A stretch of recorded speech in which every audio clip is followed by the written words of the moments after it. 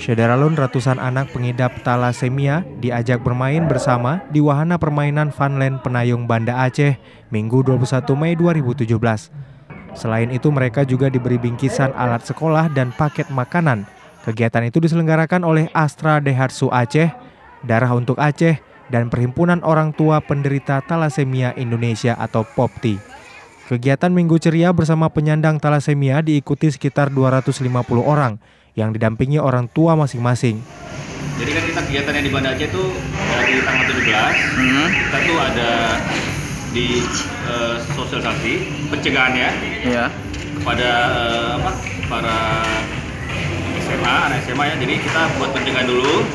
Baru puncaknya sekarang tuh acaranya untuk penderita. Membuat satu kegiatan adalah bersama talasemia, itu bermain bersama di Funland dan makan bersama juga. Alhamdulillah ada 250 anak yang datang dan beserta orang tua. Dan anak-anak talasemia yang terkumpul 150 anak yang bermain sangat ceria di Funland tadi. Kegiatan Minggu Ceria mengangkat tema Daihatsu Peduli Talasemia yang menghimpun anak talasemia dari Banda Aceh dan Aceh Besar. Dari Banda Aceh, Muhammad Nasir, Serambi On TV.